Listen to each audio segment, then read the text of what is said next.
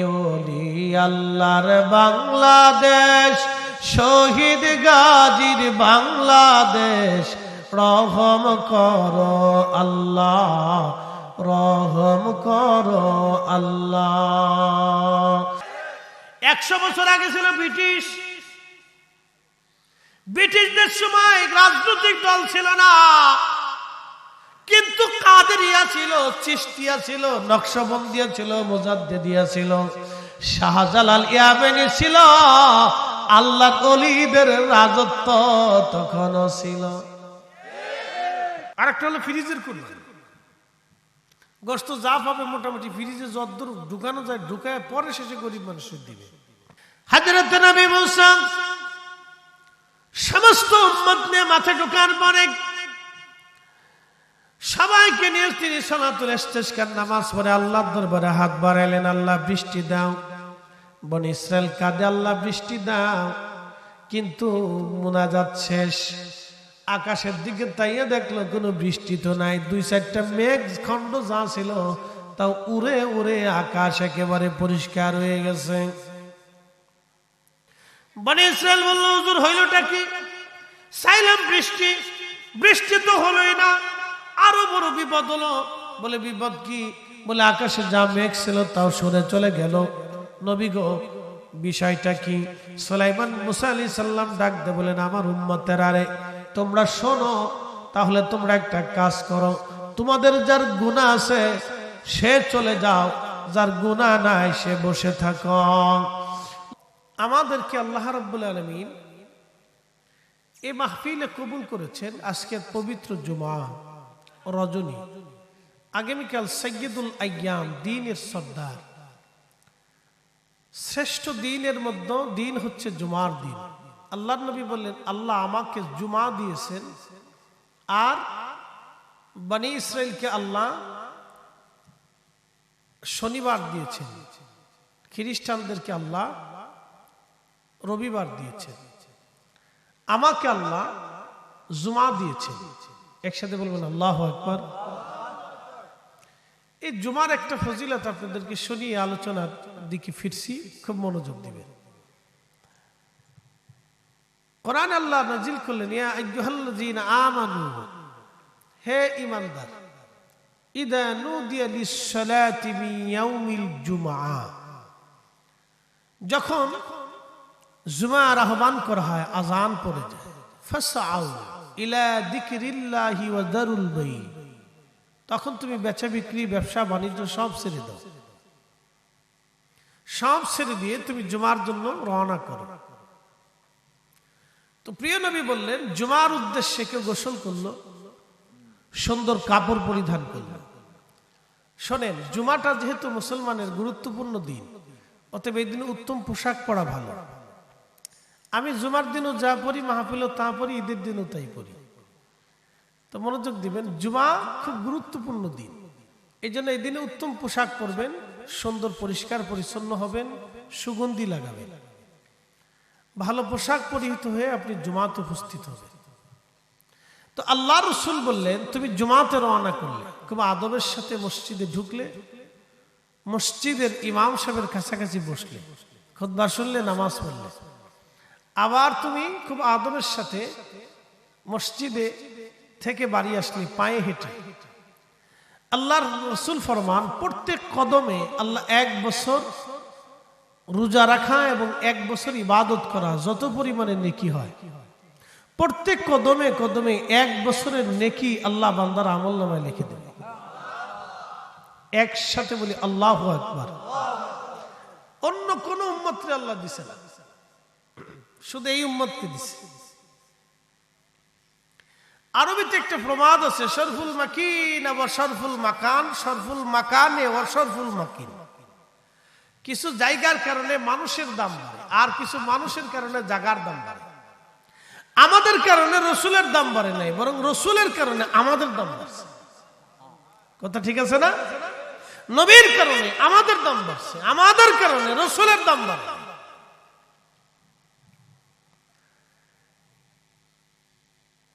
প্রিয় উপস্থিতি, খুবই মনোযোগ দিবেন। কেন আমাদের দাম বাড়লো? আল্লাহ আমাদের রসুল হচ্ছেন আল্লাহর মেহবুব, আল্লাহর হাবিব। মেহবুব কি আমি আপনাকে বুঝাই। একজনের 20টা বছর পরে একটা সন্তান হয়েছে। ধরেন কয়েকদিন আগে এক মাহফিলে গেলাম, আমার একটা ভাই তিনি তার ছোট্ট বাচ্চা কোলে করে নিয়ে আসছে। হুজুর 20টা বছর পরে আল্লাহ আমাকে সন্তান দিয়েছে, একটু দোয়া করে দেন। ছোট্ট বাবুটাকে নিয়ে আসছে, 20 বছর পরে তার কলিজার টুকরা।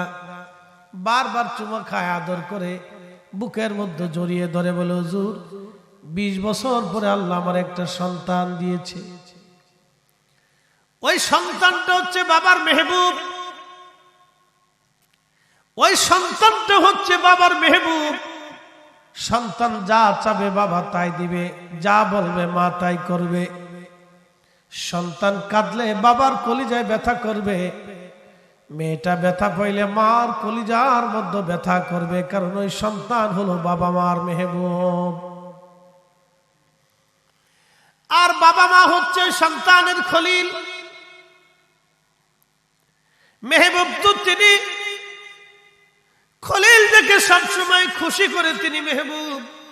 আমাদের রসুল হচ্ছেন আল্লাহর মেহবুব।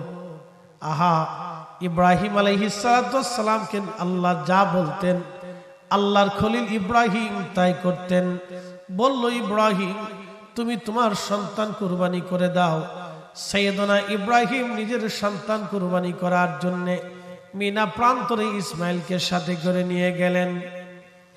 ছোট্ট ইসমাইল ফালাম্মা বালাগা মাহু সাইয়া ক্বালা ইয়া বুনাইয়া ইন্নী আরা ফিল মানাম আন্নী আযবাহু। হযরত ইসমাইল আলাইহিস সালাম পরিণত বয়সে উপনীত হলেন। তখন ইব্রাহিম বললেন, বেটারে স্বপ্ন দেখেছি আমি তোমাকে কুরবানি করতেছি, জবাই দিতেছি। ফানজুর মাযা তারা, তোমার মতামত কি তুমি বলে দাও। তখন ছেলেটা বলল, ইনশাআল্লাহু মিনাস সাবিরিন। বাবা যান, আপনি আমাকে সবরকারীদের মধ্যে পেয়ে যাবেন, আল্লাহ চাহে তো সবরের মধ্যে পাবেন। মনোযোগ দিয়ে সাইয়েদনা ইব্রাহিম ইসমাইলকে নিয়ে গেলেন, মিনা প্রান্তরে কুরবানি করবেন তিনি।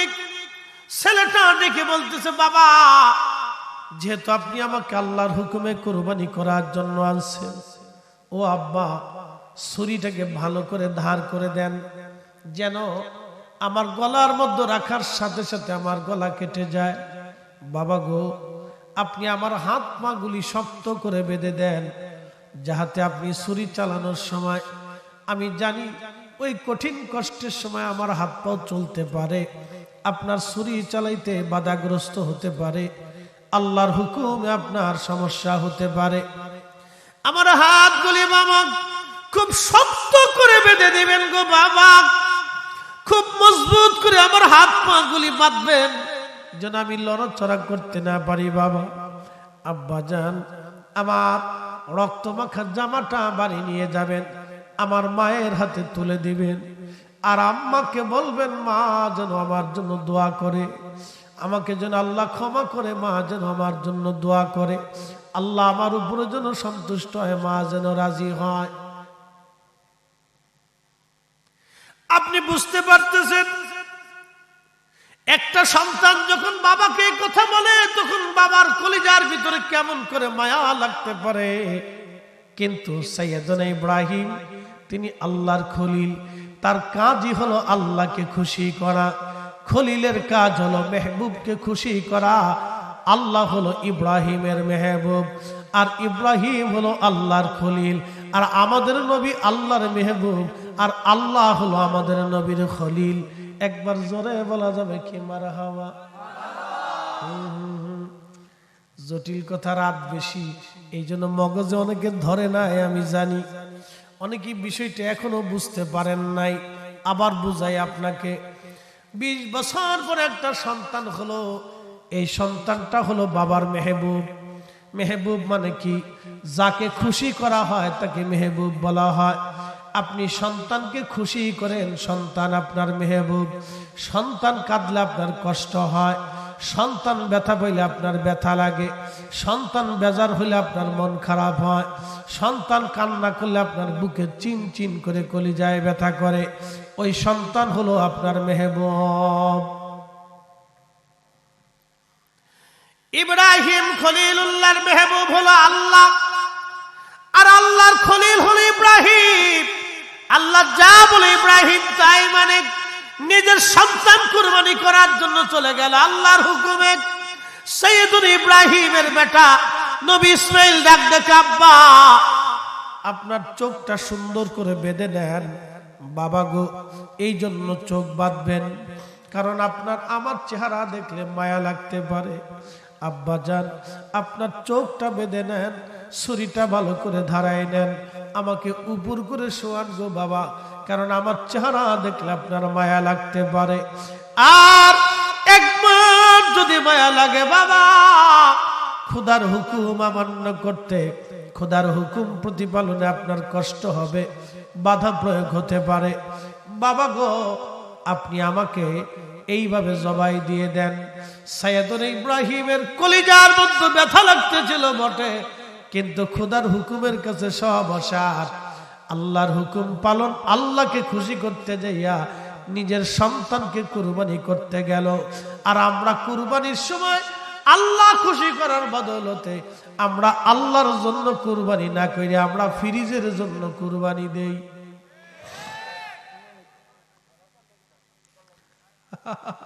ফ্রিজের লেগে কুরবানি দেই। কে কত ফ্রিজে ঢুকাইতে পারে? আমাদের দেশে কুরবানি কত সিস্টেমের জানেন? একটা হলো রাজনৈতিক কুরবানি, বুঝেন নাই মনে হয়?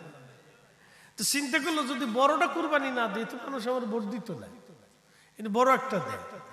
আর একটা হচ্ছে সামাজিক কুরবানি, বলে ওই পাড়ার একজনে কিনছে 10 লাখ টাকা দিয়ে, হে 15 লাখ টাকা দিয়ে কিনতে হবে, এটা ফাড়াফাড়ি, এটা হলো সামাজিক কুরবানি। আর একটা হলো ফ্রিজের কুরবানি, গোশত যা পাবে মোটামুটি ফ্রিজে যতদূর ঢুকানো যায় ঢুকায় পরে শেষে গরিব মানুষের দিবে। এটা ঢাকাতে বেশি পাওয়া যায়, এটা মেড ইন ফ্রিজ, ফ্রিজের কুরবানি। শয়তান হাসে আর কয়, বাপ কত বড় সিটার, আমি 9 লক্ষ বছর ধরে ইবাদত করছি, সিটারই করি না। আর এরা 60 বছরের হায়াত পেয়ে গরু একটা জবাই দিয়ে আল্লাহর সাথেও সিটারি করে। কি কথা কর নাকি, কি কথা বলে? প্রিয় উপস্থিতি হাজিরিন, সাইয়েদুল ইব্রাহিম সবকিছু আল্লাহর জন্য করতেন। কুল ইন্না সলাতি ওয়া নুসুকি ওয়া মাহইয়ায়া ওয়া মামাতি লিল্লাহি রাব্বিল আলামিন। হুজুর আপনি বলে দেন, সালাত আমি আল্লাহর জন্য, কুরবানি আমি আল্লাহর জন্য, নামাজ কি আল্লাহর জন্য পড়ে না? আগামীকাল জুমা, কিছু আছে আমাদের দেশের বতরে নামাজি, আমাদের ফরিদপুরের ভাষাকে বতরিয়া, বতর মানে সিজন, ইংরেজিতে বলে সিজন, আর আমরা আঞ্চলিক ভাষাকে বতরিয়া। তো সিজনেরই কিছু নামাজি কালকে জুমা আছে, খালি জুমাটা পড়বে, জুমার সময় পড়ে যাবে, আসরে খোঁজ নাই, মাগরিবে তালাশ করে পাওয়া যায় না, এসার সময় হারিকেন ধরেলেও পাওয়া যায় না, ফজরের সময় যদি 1000 লাইটের বাল্ব দিলেও খুঁজেন তাও খুঁজে পাওয়া যায় না। তো কত কোয়ালিটির নামাজি আছে, নামাজির কোনো শেষ নেই। ইয়া আল্লাহ, এই জন্য আল্লাহ বলেন, কুল হুজুর আপনি বলেন, ইন্না সলাতি, সালাতটা যেন আমার জন্য। নামাজটা কার জন্য হবে? একসাথে বলেন, কার জন্য? আল্লাহর জন্য। প্রিয় উপস্থিতি আমার হাজিরিন, খুব মনোযোগ দিবেন। এরপরে আল্লাহ বললেন, অনুসুকি কুরবানি আমি আল্লাহর জন্য, ওয়া মাহইয়ায়া আমাদের জীবন যেন আল্লাহর জন্য হয়, আল্লাহর জন্য, আল্লাহর জন্য, আল্লাহর জন্য। আল্লাহর জন্য কেমন জীবন হবে? আমি একটা ঘটনা আপনাদেরকে শোনাই। মুসা আলাইহিস সালাতু ওয়াস সালামের জমানায় বৃষ্টি হয় না, বহুদিন বৃষ্টি নাই, অনেক দিন বৃষ্টি নাই। উম্মতেরা এসে বলল, মুসা গো, বৃষ্টির অভাবে ঘাস তরুলতা পাতা মরে গেছে। ধরেন বাংলাদেশে একাধারে যদি 4 বছর বৃষ্টি না হয় তাহলে আপনাদের সুনামগঞ্জের হাওর মরুভূমি হয়ে যাবে। কথা ঠিক আছে না? আপনি মেশিন দিয়ে পানি উঠেই ছাড়তে পারবেন না। আপনি লেয়ার পাবেন না তো, পানির লেয়ার নিচে চলে যাবে, আপনি পানি দিয়ে কুলাইতে পারবেন না। আপনি যত পানি দিবেন, সকালে পানি দিবেন, ঘন্টাখানিক পরে পানি নেই, জমিনেই পানি নেই। বলে কারণ কি? একাধারে 4 বছর বৃষ্টি নেই, পানির লেয়ার নিচে চলে গেছে, তখন মাটির ভিতরে নিচে শুকিয়ে যাবে। তো আপনি যত পানি দেন, পানি দিয়ে কুলাইতে পারবেন না। একাধারে 4 বছর যদি বৃষ্টি না হয়, তাহলে কি হবে? দেশ মরুভূমির মতো হয়ে যাবে। প্রিয় উপস্থিতি হাজিরিন, তো হযরত মুসা কালিমুল্লাহর জামানাতে বৃষ্টি নাই, প্রচন্ড বৃষ্টির অভাবে বনী ইসরাইল এসে বলল, হুজুর বৃষ্টির প্রয়োজন, দুর্ভিক্ষ লেগে গেছে। মুসা আলাইহিস সালাম বললেন, তাহলে তোমরা সবাই আসো। বনী ইসরাইল একটা মানুষও বাড়ি থাকবে না, সবাই তোমরা প্রান্তরে আসো, আমরা একসাথে সালাতুল ইস্তিসকার নামাজ পড়ব, আল্লাহর দরবারে বৃষ্টি যাব। সব বনী ইসরাইল চলে আসো, সব বনী ইসরাইল চলে আসো, একটা বনী ইসরাইল বাড়ি থাকবে না, সবাই চলে আসো, একটা লোক বাড়ি থাকবে না, সব এসে বড়। আমাদের দেশে গত বছরে প্রচন্ড মে জুন মাসে প্রচন্ড গরম পড়লো। এই গরমের খরায় আমাদের উত্তর দক্ষিণে বৃষ্টিপাত নাই, প্রচন্ড গরমে মানুষ অতিষ্ঠ হয়ে গেল। ঠিক ওই সময় বহু মানুষ সালাতুল ইস্তিসকার নামাজ পড়েছে। আমাদের দেশের সালাতুল ইস্তিসকার সিস্টেম জানেননি, 3 জন নামাজ পড়ে, 2 জন ভিডিও করে।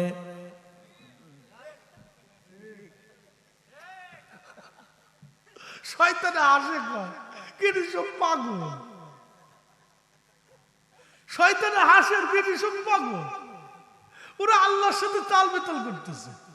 নামাজ 3 জনে পড়ে, 2 জনে ভিডিও করে, একজনে বসে বসে চাইয়ে দেখে যে এরা কি করে দেখে, একজনে মনে করতে কান্দে, আরেকজনে হাসে, কেউ কান্দে কেন? এলে বাঙালি সালাতুল ইস্তিসকার পাগলের কায়দা বাইদা যত সব। আমি সালাতুল ইস্তিসকার দেখে ভিডিওতে হাসি, আমি আরে পাগল, এরা কোন সিস্টেমের সালাতুল ইস্তিসকার করে? সালাতুল ইস্তিসকার নিয়ম হলো, আপনাদের এলাকার নাম হচ্ছে শ্রীরামশী, তো এই ইউনিয়নের নাম কি? মিরপুর, মিরপুর ইউনিয়ন। ধরেন এই প্রায় 6 মাস বৃষ্টি নেই, তখন এই বিশ্বনাথের, এটা তো বিশ্বনাথ নাকি জগন্নাথপুর, তো এই জগন্নাথপুর বিশ্বনাথ এই অঞ্চলের সমস্ত মানুষ ঘর থেকে বেরিয়ে আসতো, একটা লোক থাকবে না, বাচ্চা কাচ্চা সহ, ছোট বড় সহ, বৃদ্ধ সব বেরিয়ে আসতে হবে। বিরাট বড় প্রান্তরে মাঠের মধ্যে জমাইতে হয়ে একসাথে নামাজ পড়ে তওবা করে কান্নাকাটি করতে হবে। তাইলে দেখবেন যে আকাশ থেকে ধাম করে বৃষ্টি শুরু হয়ে গেছে। এই 3 জনে নামাজ পড়ে, 2 জনে হাসে, একজন বসে থাকে, আরেকজনে কান্দে, আরেকজনে চাইয়ে থাকে, আর 3 জনে ভিডিও করে। শয়তানে কয় কোন পাগলের পাল্লায় পড়ছে এরা? এলা নামাজ না তো সালাতুল ইস্তিসকার, এই নামাজে বৃষ্টি হইতো না তো। মুসা আলাইহিস সালামকে সব বনী ইসরাইল আসো, একটা লোক বাড়ি থাকবে না। একসাথে বলবেন আল্লাহু আকবার, না জোরে বলেন, রাত বেশি তো একটু জিম টিম আইছে, জোরে আল্লাহু আকবার। সিন্নি আছে কিতা বিরিয়ানি না খিচুড়ি, হ্যাঁ খাসি কিতা দিয়ে, গরু দিয়ে না তো বালা, তো এটা আইলে কাছে কাছে একটু রাখো, এটা গ্রান ট্রেন পাইলে শরীরে জুসেই ওই রেডি নেই, কাছে আনলে এদিকে আনলে গ্রান পাইলে ভালো লাগবে, আমার শরীরও তাজা হবে। তো জ্যামে পরে শরীর মরে গেছে আমার, বাপরে বাপ। আমি আরো 1 ঘন্টা 1.5 ঘন্টা আগে আসতে পারি, 1 ঘন্টা, হ্যাঁ 1.5 ঘন্টা আগে এসে আমি খাওয়া দাওয়া করে ওয়াজ আমার তখন সময় অর্ধেক হয়ে যায়, এত মোনাজাত হয়ে যায় এত সময়। যা হোক, সবাই আল্লাহর ইচ্ছা, আমরা তো আমাদের নিয়ন্ত্রণে থাকি না, আল্লাহর নিয়ন্ত্রণে, সবাই আমরা আল্লাহর নিয়ন্ত্রণে। আমরা যা চিন্তা করি আল্লাহর থেকে ফয়সালা না আসলে ওটা হয় না, কথা ঠিক আছে না ভাই? আবার কালকে জুমা, ফিরে যাব, জুমা পড়াবো, দোয়া করবেন যে আল্লাহ। দেশের অবস্থা তো জায়গায় জায়গায় চুরি ডাকাতি বাড়ছে, যেখানে সেখানে গরু চুরিয়া, হাঁস চুরিয়া, মুরগি চুরিয়া। হ্যাঁ ফিরে যাক, আমরা এলাকায় একজনে ফোন দিয়ে হুজুর দোয়া করেন, কি দোয়া করবো? কয় আমার হাঁস চোরে লেগে গেছে। আমি আসুন না কান্দুন, কি কইতাম, দোয়া করি আল্লাহ চোরের হেদায়েত দেয়। আর একজনে কয় হুজুর দোয়া করেন, কি দোয়া? গরু চোরে লেগে গেছে। তো চোর টোর বাড়ছে সারা দেশে, মানুষের নিরাপত্তার দুর্বলতা হয়েছে। এই যে জ্যাম, সারা জ্যামে একটা পুলিশও নেই। আমি আশ্চর্য হলাম, একজন পুলিশও নেই। সারা শেরপুর থেকে আপনার এই গোয়ালা বাজার পর্যন্ত এই জ্যাম, একজন পুলিশও নেই। মরে গেল না মানুষ বেঁচে রইল না কি হইলো, কিচ্ছু নেই। পাবলিকরা নিজেরাই কেউ দাঁড়াইছে কেউ না দাঁড়াইছে, যার যার মতো, কেউ ডাইন দিয়ে ঢুকায়, কেউ পিছন দিয়ে ঢুকায়, কেউ ফাল্লু উপর দিয়ে ঢুকায়। হ্যাঁ, গাড়ি কেউ একজনের গুতায় ঢুকায়, আরেকজনের ঠেলায় ঢুকায়, মানে যে যেমনি পারতে যেমনি চলতেছে। জ্যাম কিন্তু কঠিন কিছু না, সিরিয়াল মতো সবাই থাকলে কিন্তু সবার জন্য সহজ।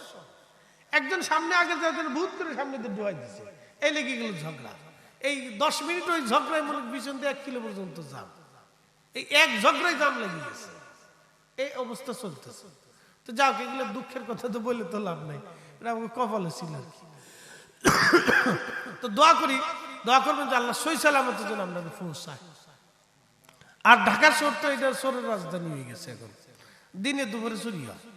তো চুরি বলে কি পুলিশ তো নেই, আর পুলিশ থাকলেও কথা কয় না, চুপচাপ চাই দেখে যে কি করে এরা, দেখি। হ্যাঁ, পুলিশও দেখে যে কি করে আমরা দেখি। তো সেই গল্পের মতো একজনে মামলা করতে গেছে পুলিশের কাছে। তো কয় স্যার মামলা লেখেন। কি লিখবো? কয় চোর আমার বাড়ি ঢুকছে। বলে তারপর? কয় ঢুকার পরে সেই দরজা খুলছে। বলে তারপর? দরজা খোলার পরে সে আমার ওই মাল সামানা গুছাইতেছে, আমি দেখতেছি। বলে তারপর? মাল সামানা গুছে বাক্স বাক্স খুলতেছে, আমি দেখতেছি। বলে তারপর? বলে তারপরে এই আমি দেখতেছি যে সে গাট্টু রুকসা বাঁধতেছে। বলে তারপর? বাক্টু রুকসা বাঁধতেছে মাথায় নিছে, আমি দেখতেছি। বলে তারপর? সে মাথায় নিয়ে দরজা দিয়ে বেরোয় চলে যেতেছে। বলে আমি দেখতেছি। বলে তারপর? এটা লেখেন। তো দারোগা কয় যে আপনি এই দেখতেছেন, তাহলে আপনি দেখতেই থাকেন, আপনি মামলাও দেখতেই থাকেন। আপনি এত কিছু দেখলেন, চোরটা ধরতে পারলেন না, তো মামলা দেখতেই থাকে না। তো এখন সিস্টেম হয়েছিল তাই গেল, আমরা একটু দেখি কি করে। এই অবস্থা হয়েছে এখন। তো পরিবেশ ঘোলাইতে আল্লাহ আমাদের দেশের স্থিতিশীলতার দিকে আমরা দোয়া করি, সকলে বলেন আমিন। তো মুসা আলাইহিস সালাম সব উম্মত নিয়ে মাঠে ঢুকছে। হযরত নবী মুসা সমস্ত উম্মত নিয়ে মাঠে ঢোকার পরে সবাইকে নিয়ে তিনি সালাতুল ইস্তিসকার নামাজ পড়ে আল্লাহর দরবারে হাত বাড়াইলেন, আল্লাহ বৃষ্টি দাও। বনি ইসরাইল কাঁদে, আল্লাহ বৃষ্টি দাও। কিন্তু মুনাজাত শেষ, আকাশের দিকে তাইয়ে দেখলো কোনো বৃষ্টি তো নাই। 2-4টা মেঘ খণ্ড যা ছিল তাও উড়ে উড়ে আকাশ একেবারে পরিষ্কার হয়ে গেছে। বনি ইসরাইল বলল, হুজুর হইলটা কি? চাইলাম বৃষ্টি, বৃষ্টি তো হলোই না, আরো বড় বিপদ হলো। বলে বিপদ কি? বলে আকাশে যা মেঘ ছিল তাও সরে চলে গেল। নবী গো, বিষয়টা কি? সুলাইমান মুসা আলাইহিস সালাম ডাক দে বলেন, আমার উম্মতেরা রে, তোমরা শোনো, তাহলে তোমরা একটা কাজ করো, তোমাদের যার গুনাহ আছে সে চলে যাও, যার গুনাহ নাই সে বসে থাকো। লক্ষ লক্ষ বনি ইসরায়েলের ভিতরে অর্ধেক মানুষ চলে গেল, অর্ধেক বসে রইল। মুসা নবী আবার সালাতুল ইস্তিসকা বললেন, আবার আল্লাহর দরবারে হাত বাড়াইলেন।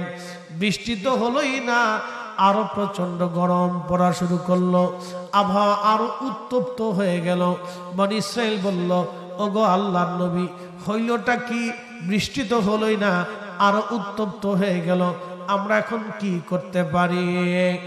হযরত মুসা নবী বললেন, প্রচুর পরিমাণে গুনার কারণে আল্লাহ আমাদের উপরে বেজার। ও বনি ইসরাইল, তাহলে তোমরা আর একটা কাজ করো, তোমাদের জীবনে যার একটা গুনাহ আছে সে চলে যাও, যে জীবনে একটা গুনাহ করছো সে চলে যাও, যার জীবনে একটা গুনাহ নাই সে বসে থাকো। আজকে যদি বলা হয় যে যার গুনাহ আছে সে তাবারক পাবে না, তাহলে ও ছাড়া আর কেউ পাবে না। একজন আছে, ও ছাড়া আর কেউ পাবে না, সব চলে যাওয়া লাগবে। শ্রোতা বক্তা যা আছে, কমিটি, মুসল্লি, সভাপতি, সহসভাপতি, একবারে ইমাম, মুসল্লি সব চলে যাওয়া লাগবে। খালি ওই বসে থাকা লাগবে, আর কিছু বাচ্চা কাচ্চা বসে থাকতে। তো খুব মনোযোগ দিবেন। হযরত মুসা আলাইহিস সালাম বলেন সব চলে যাও, যার একটা গুনাহ আছে সে চলে যাও, যার একটা গুনাহও নাই সে বসে থাকো। এইভাবে যেতে যেতে যেতে যেতে লক্ষ লক্ষ বনি ইসরাইল মাঠ থেকে চলে গেল। শুধুমাত্র ময়দানের এক কোণার মধ্যে এক অন্ধ চুপচাপ মাথা নিচু করে বসে আছে।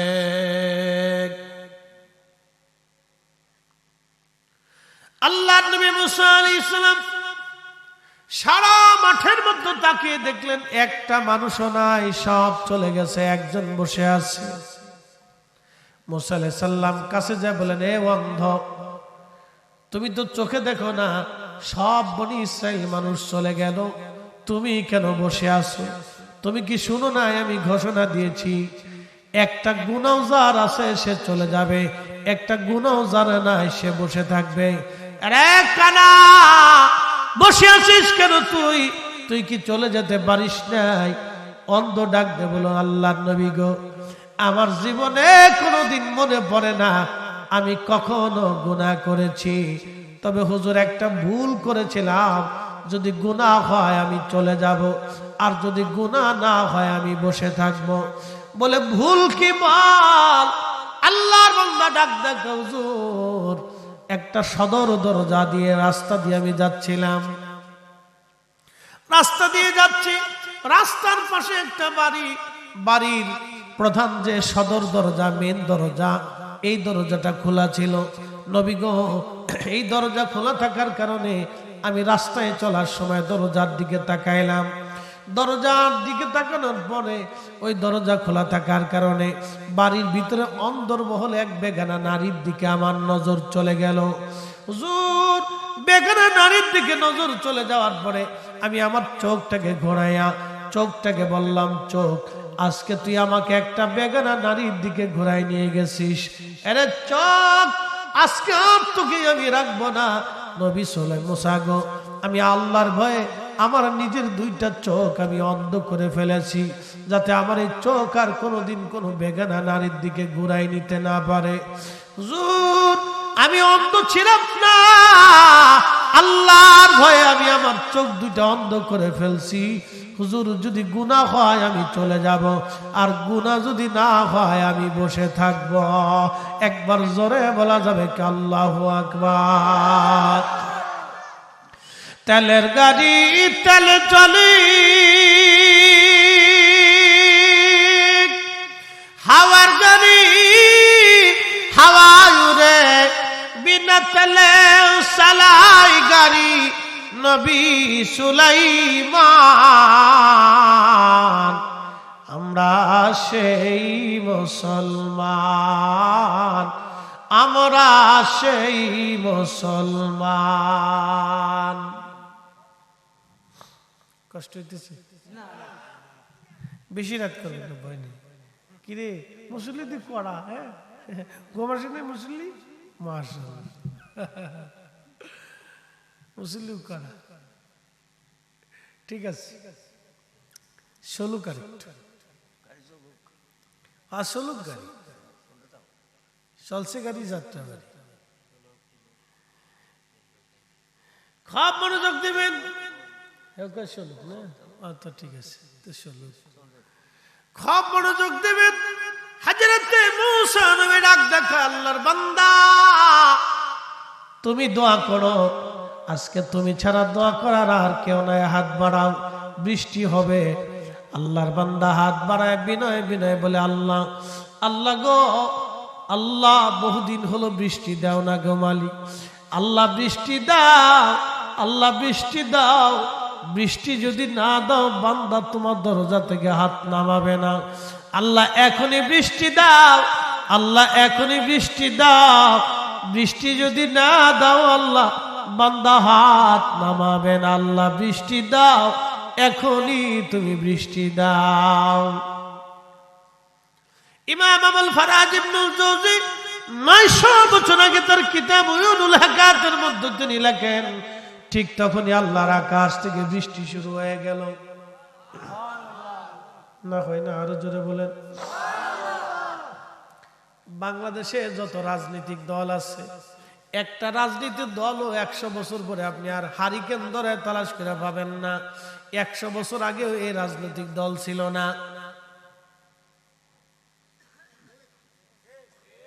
জোরে বলেন। 100 বছর আগে ছিল ব্রিটিশ। ব্রিটিশদের সময় রাজনৈতিক দল ছিল না, কিন্তু কাদেরিয়া ছিল, চিশতিয়া ছিল, নকশবন্দিয়া ছিল, মুজাদ্দিদিয়া ছিল, শাহজালাল ইয়ামেনি ছিল, আল্লাহর ওলিদের রাজত্ব তখনও ছিল। আহলে সুন্নাত ওয়াল জামাত তখনও ছিল, এখনো আছে, আগামীতেও থাকবে। ঠিক কি না? আবার 100 বছর পরে যা রাজনীতি দল আছে সব শেষ, কিন্তু শাহজালাল রহমতুল্লাহ তখনও থাকবে, ফুলতুলি তখনও থাকবে। কথা বলেন, জোরে বলেন। কাদেরিয়া তখনও থাকবে, চিশতিয়া থাকবে, নকশবন্দিয়া থাকবে, মুজাদ্দিদিয়া থাকবে, হানাফি থাকবে, শাফি থাকবে, লামাযাবি থাকবে না। কেন? এই সমস্ত ফিতনা পৃথিবীতে আসে মাঝে মধ্যে, হঠাৎ আল্লাহ উধাও করে দিবে। এরা আসে আহলে সুন্নাত ওয়াল জামাতকে ধ্বংস করার জন্য, শয়তান এগুলো বানায়, আবার আহলে সুন্নাত ওয়াল জামাত টিকে থাকবে, এই শয়তানের দল সব হারায় যায়। আপনি মনে রাখেন, পরিসংখ্যান দিয়ে দিলাম, এটা ক্লিয়ার পরিসংখ্যান। বহু রাজা আছে, বাদশা আছে, সাম্রাজ্য আছে, সব শেষ হয়ে গেছে, কিন্তু সৃষ্টি আছে। কি কথা কর না কেন?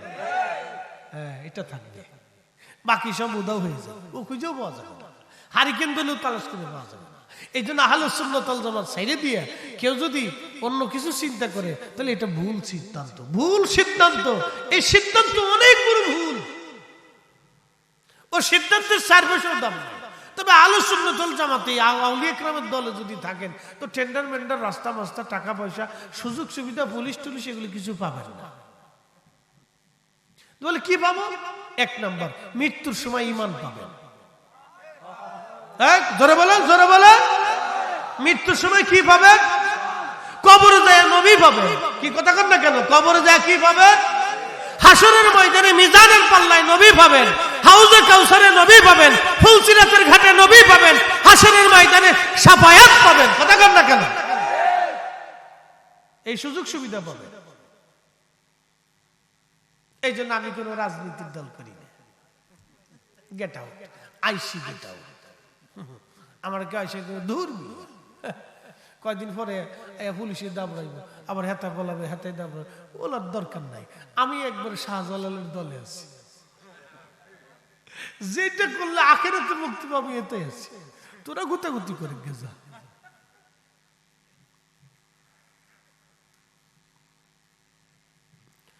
প্রিয় উপস্থিতি হাজিরিন, হযরত সৈয়দ আব্দুর রহমান বাগদাদি কবরী রাহমাতুল্লাহ আলাইহি 95তম মৃত্যুবার্ষিকী সালে সব, তার মানে 95 বছর আগে তিনি ইন্তেকাল করেছেন। প্রায় 100 বছর পার হয়ে গেল। 100 বছর পরেও তার জন্য দোয়া হয়। একসাথে বলবেন আল্লাহু আকবার। 100 বছর পরেও তার জন্য কি হয়? দোয়া হয়। শুধু তার জন্য দোয়া হবে না, এ জমিনের যত অলি ঘুমাইছে সবার জন্য দোয়া হবে। কথা বলেন ঠিক কিনা?